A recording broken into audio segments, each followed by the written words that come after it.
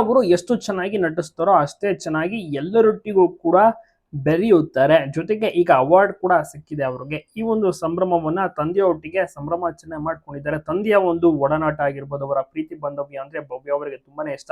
3 ಜನ ಹೆಣ್ಣು ಮಕ್ಕಳು, ಇನ್ನೆಷ್ಟು ಕಷ್ಟಪಟ್ಟು ಅವರ ತಂದೆ ಸಾಕಿರ್ಬೋದು, ಬೆಳೆಸಿರ್ಬೋದು. ಈಗ ಕಂಪ್ಲೀಟ್ ಫ್ಯಾಮಿಲಿಯ ಜವಾಬ್ದಾರಿಯನ್ನ ಭವ್ಯ ಅವರೇ ತೆಗೆದುಕೊಂಡಿದ್ದಾರೆ. ಜೊತೆಗೆ ಈಗ ಕನ್ನಡ ಧಾರಾವಾಹಿ ನೋಡಿದ್ರೆ ಎಲ್ರಿಗೂ ಕೂಡ ಗೊತ್ತಾಗುತ್ತೆ, ಇದು ದೊಡ್ಡ ಮಟ್ಟಿಗೆ ಮಹಾತಿರುವು ಕೂಡ ಬರ್ತಾ ಇದೆ. ಭುವನೇಶ್ವರಿ ಎಂಟ್ರಿ ಆಗಿದೆ. ಯಾರಿದು ಭುವನೇಶ್ವರಿ?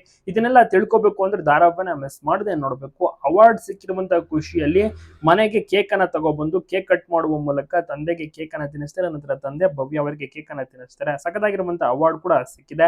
ನಿಜವಾಗ್ಲೂ ಬಹಳನೇ ಖುಷಿಯಾಗಿದ್ದಾರೆ ಭವ್ಯ ಅವರು. ಕನ್ನಡ ಧಾರಾವಾಹಿ ಮೂಲಕ ಹೆಸರುವಾಸಿಯಾದಂತಹ ಭವ್ಯ ಈಗ ಕಿರುತೆರೆಯಿಂದ ದೊಡ್ಡ ಪರದೆ ಸಿಲ್ವರ್ ಸ್ಕ್ರೀನ್ಗೂ ಕೂಡ ಕಾಲಿಡ್ತಾ ಇದ್ದಾರೆ. ದೇವಿ ಸಿನಿಮಾದ ಮೂಲಕ ಗ್ರ್ಯಾಂಡ್ ಲಾಂಚ್ ಆಗ್ತಾ ಇದ್ದಾರೆ. ಸ್ಯಾಂಡಲ್ವುಡ್ಗೆ ಎಂಟ್ರಿ ಕೊಟ್ಟಿದ್ದಾರೆ. ತಪ್ಪದೆ ಎಲ್ಲರೂ ಕೂಡ ವಿಶಸ್ ಅನ್ನ ತಿಳಿಸಿ. ಭವ್ಯ ಅವರು ಇನ್ನ ಮತ್ತೆ ಅಕ್ಕ ಇದ್ದಾರೆ ಒಬ್ರು, ಮತ್ತೆ ಇನ್ನೊಬ್ರು ತಂಗಿ ಇದ್ದಾರೆ. ಸೊ ಭವ್ಯ ಅವರ ಒಂದು ಸಾಧನೆಗೆ ಅವರ ಕುಟುಂಬ ನಿಜವಾಗ್ಲೂ ಕೂಡ ಖುಷಿ ಪಟ್ಟಿದೆ. ಬಿಗ್ ಬಾಸ್ ನಲ್ಲೂ ಸಹ ಇವರ ಫ್ಯಾಮಿಲಿನ ನೋಡಿರ್ತಾರೆ, ಒಳಗಡೆ ಬಂದಿದ್ರು, ತುಂಬಾನೇ ಮೋಜು ಮಸ್ತಿ ಮಾಡಿದ್ರು. ಭವ್ಯ ಅವರು ಗೀತಾ ಧಾರಾವಾಹಿಯಲ್ಲಿ ಸಿಕ್ಕಾಪಟ್ಟೆ ಸಖತ್ತಾಗಿ ನಟಿಸ್ತಾ ಇದ್ದಾರೆ. ಎಲ್ರಿಗೂ ಕೂಡ ಖುಷಿ ಇದೆ. ಇವರ ಒಂದು ನಟನೆ ಆಗಿರ್ಬೋದು, ಇವರ ಒಂದು ಏನು ಕಂಪ್ಲೀಟ್ ಕಾಸ್ಟ್ಯೂಮ್ ಆಗಿರ್ಬೋದು, ಸ್ಟೈಲ್ ಎಲ್ಲವನ್ನು ಕೂಡ ಜನರು ಮೆಚ್ಕೊಂಡಿದ್ದಾರೆ, ಧಾರಾವಾಹಿನ ನೋಡ್ತಿದ್ದಾರೆ.